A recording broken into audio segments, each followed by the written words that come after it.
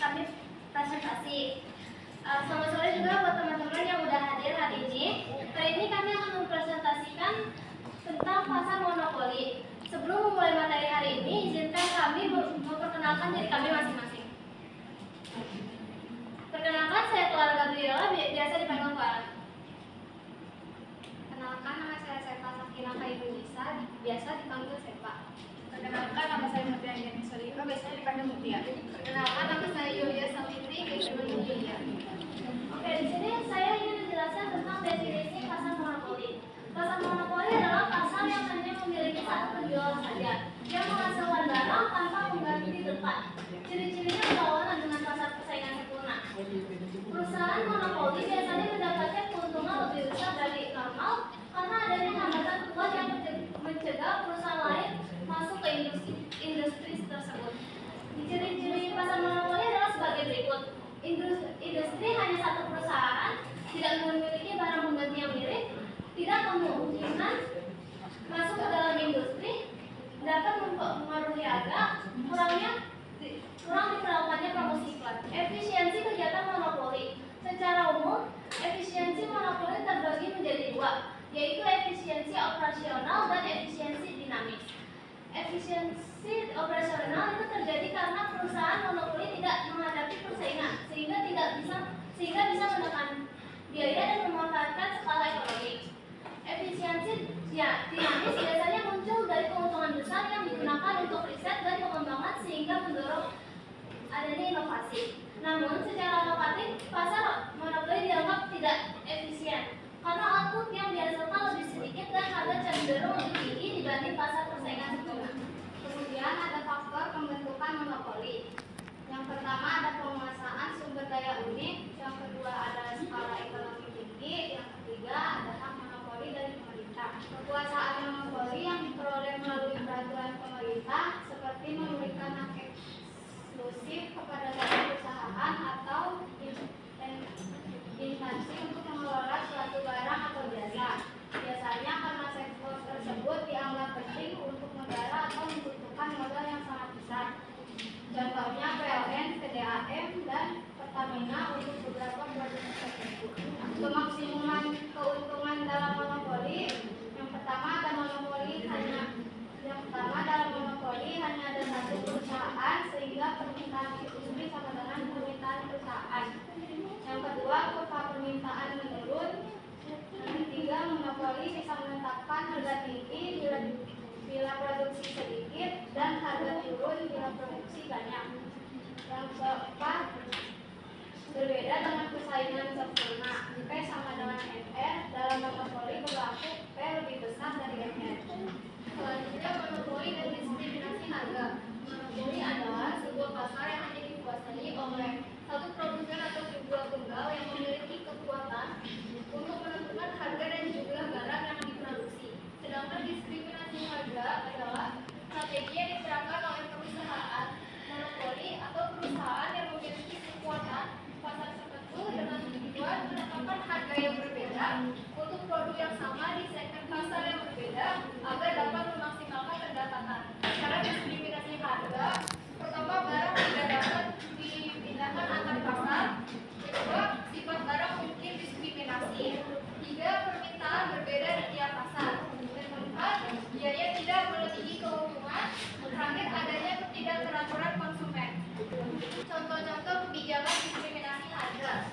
Diskriminasi harga derajat pertama. Monopoli mengenakan harga berbeda untuk setiap konsumen berdasarkan kemampuan bayarnya. Contoh rumah sakit swasta atau monopoli lokal memberi harga atau tindakan medis berbeda sesuai kemampuan bayar konsumen. Kedua, diskriminasi harga derajat kedua. Monopoli memberi harga berbeda berdasarkan paket. Contohnya, penyedia internet daerah, paket 20 Mbps, 50 Mbps, dan 100 Mbps dengan harga per Mbps semakin murah jika ambil paket yang lebih besar. Terakhir, diskriminasi berdasarkan lokasi. Jika monopoli menguasai beberapa wilayah, maka harganya bisa berbeda-beda. Contohnya, harga biaya listrik dan air di setiap kota A atau kota B tentu berbeda karena struktur biaya dan kebijakan daerah.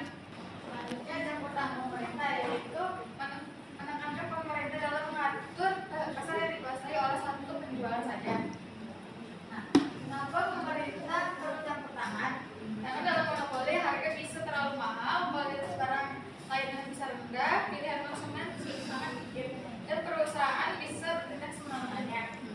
Lalu ada bentuk campuran tanggung pemerintah, yaitu pertama regulasi harga, yaitu pemerintah menetapkan batas harga agar tidak terlalu mahal. Yang kedua, pengawasan kualitas dan layanan, yaitu memastikan barang yang dijual aman dan sesuai standar. Yang ketiga, mendorong kompetisi, yaitu membuka peluang bagi perusahaan baru jika memungkinkan. Tujuan utama campur tangan pemerintah itu melindungi konsumen. Yang kedua, mencegah harga tidak wajar. Yang ketiga, menjaga kualitas layanan. Keempat, menjaga persaingan sehat. Dan terakhir, stabilitas ekonomi.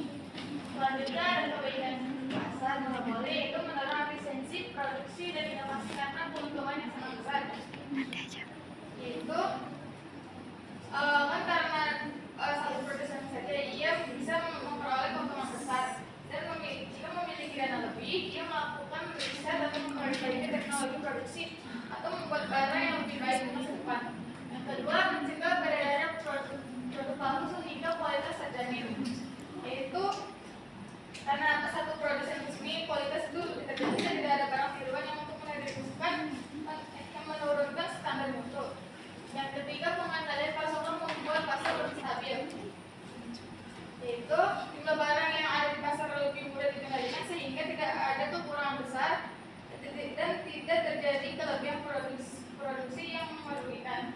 Keempat, ada efisiensi skala besar dapat menghasilkan biaya produksi lebih rendah dan harga stabil, yaitu harga biaya produksi lebih rendah karena perusahaan besar dapat menurunkan biaya produksi karena produksi jumlah tinggi dalam skalanya. Selanjutnya ada keburukan pasar monopoli. Yang pertama, harga cenderung tinggi dan pilihan konsumen sangat terbatas, yaitu karena tidak ada pesaing, perusahaan monopoli bisa menaikkan harga sesuka hati. Yang kedua, potensi tindakan tidak ada seperti manipulasi atau larian mencari.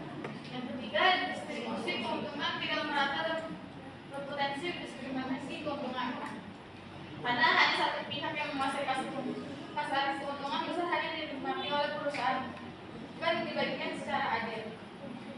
Yang keempat, konsumen tergantung pada satu produsen sehingga mudah dirugikan.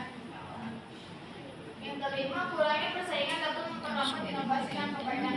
Karena tidak ada pesaing, perusahaan tidak merasa tertekan untuk membuat produk lebih baik dan mengembangkan teknologi baru. Oke, sekian dari kelompok kami. Jika ada yang ingin bertanya, boleh langsung angkat tangan. Nah, boleh itu. Boleh perkenalkan nama beserta kelompok. Apakah mungkin suatu monopoli berubah menjadi pasar persaingan? Jelaskan prosesnya. Jika tidak, mengapa?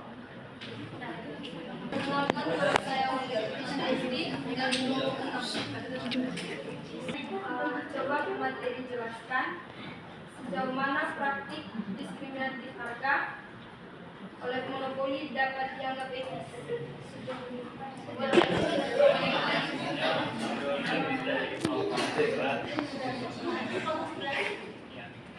Misalkan ada perusahaan bersaing melawan perusahaan yang mendominasi, bagaimana cara perusahaan itu tetap untung dan caranya itu bagaimana? Oke, izinkan saya menjawab pertanyaan dari Abdul Aziz terlebih dahulu. Pertanyaannya kan tadi kan, misalkan ada perusahaan yang bersaing melawan perusahaan yang mendominasi, di mana cara perusahaan tetap untung dan cara melakukannya. Untuk tetap untung, saat bersaing dengan perusahaan yang mendominasi, perusahaan dapat mendiferensiasi produknya, fokus pada segmen pasar tertentu, serta meningkatkan kualitas dan pelayanan agar punya nilai lebih. Perusahaan juga perlu menjaga efisiensi biaya dan terus melakukan inovasi. Saya akan menjawab pertanyaan dari Waldes dari kelompok 6. Jelaskan sejauh mana praktik diskriminasi harga dapat dianggap etis. Diskriminasi harga dapat dianggap etis jika dilakukan secara adil, transparan, dan membantu pemerataan. Misalnya diskon untuk pelajar, lansia, atau subsidi bagi kelompok pendapatan rendah. Namun praktik menjadi tidak etis jika dipakai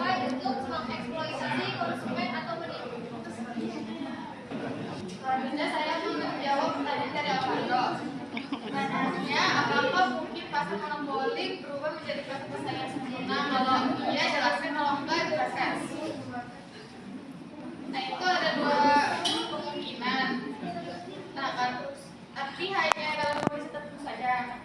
Kalau kemungkinan itu terjadinya seperti hilangnya hambatan masuk, munculnya teknologi baru dan deregulasi pemerintah. Nah kalau enggak, namun banyak kasus monopoli yang sulit berubah karena alasan modal besar dan sifat industri yang alami hanya bisa ditangani oleh satu perusahaan saja. Apakah cukup? Artinya ini tiga variabel yang memungkinkan sebuah usaha itu monopoli gitu ya. Nah, yang pertama mengenai penguasaan sumber daya sumber. Kalau ada sesuatu yang beda, sesuatu yang unik, maka dia punya kesempatan membuat harga sendiri. Misalnya sebagai seorang artis. Nah, seorang artis yang punya suara yang merdu, yang enak didengar, nah dia bisa pasang tarif sendiri. Kalau dia pasang tarif manggung 1 miliar, boleh, karena ada keunikan di dia. Orang lain nggak bisa saingi suaranya. Tapi ada juga artis yang hanya manggung di, katakanlah manggungnya mungkin hanya di pesta-pesta gitu, yang mungkin hanya bayaran 1 juta gitu. Beda kan? Beda. Karena apa? Karena keunikan itu membuat dia mahal, membuat dia punya harga sendiri gitu.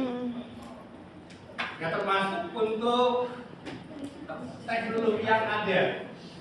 Suatu teknologi yang canggih, kalau dia membuat produk dan produk itu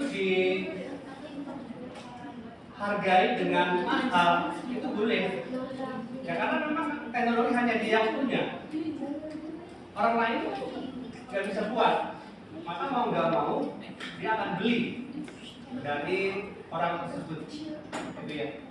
Nah kemudian kaitannya dengan hak monopoli pemerintah. Yang namanya pemerintah penguasa, yang tergantung dari pemerintahnya saja. Produk-produk mana yang menjadi kuasa daripada pemerintah. Nah terkait tadi ada pertanyaan yang apakah ada kemungkinan suatu usaha yang dimonopoli bisa menjadi masuk ke pasar persaingan sempurna atau ke pasar oligopoli? Boleh, bisa-bisa saja, tergantung pada situasi, kebijakan atau teknologi yang berkembang kemudian. Nah misalnya dulu sekitar tahun 90-an telekomunikasi itu hanya milik pemerintah, Telkom. Nggak ada itu seluler-seluler, nggak ada. Jadi semua sambungan telepon itu kabel, ya kabel ke kantor, ke rumah gitu. Jadi nggak ada ponsel-ponsel, nggak ada gitu. Berarti kan monopoli dari pemerintah.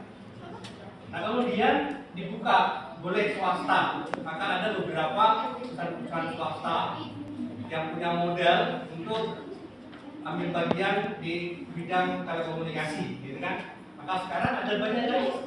Ada banyak, bukan hanya pemerintah saja kan, bukan Telkom saja yang ada di bagian telekomunikasi. Nah kemudian misalnya di ini lagi kalau kita lihat transportasi pesawat, dulu ini pemerintah Garuda, Pelita itu pemerintah semua, jadi dimonopoli. Tapi kemudian dibuka kesempatan swasta, itu kan akhirnya udah dimonopoli kan. Monopoli misalkan kalau kita bicara dari sisi pertama kali dalam memproduksi, sebenarnya dia bisa masuk sebagai kategori monopoli. Misalnya kalau ada satu mesin yang diciptakan oleh seseorang dan kepemilikan itu dipatenkan, itu kan pada akhirnya menjadi monopoli, hanya dia yang punya.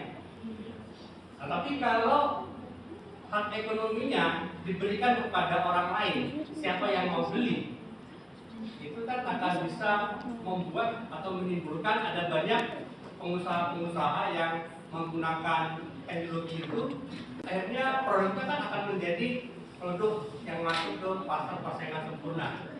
Yang tadinya harganya mahal karena hanya dikuasai satu perusahaan, karena sudah dibuka atau ada kesempatan bagi perusahaan lain untuk mempunyai hak ekonomi, maka harganya akan murah. Karena begitu dibuka kesempatan, ada usaha-usaha yang mau masuk ke industri itu, maka produk yang dihasilkan akan semakin banyak. Itu memungkinkan adanya perubahan dari yang tadi sudah monopoli menjadi pasar persaingan sempurna. Ya gitu ya. Intinya untuk pertama kali ketika kita membuat suatu produk, kita punya kesempatan monopoli, gitu kan? Karena pertama kali orang belum bisa buat produk itu. Tapi ketika orang menkontak, orang mau membuat sesuatu yang mirip seperti yang kita punya, itu kan akhirnya menjadi pasar persaingan sempurna atau menjadi oligopoli juga. Ya itu saja buat tambahan. Silakan. Terima kasih buat yang tadi udah ngasih pertanyaan, makasih buat semuanya juga. Maaf jika kita ada salah kata. Selamat sore semuanya.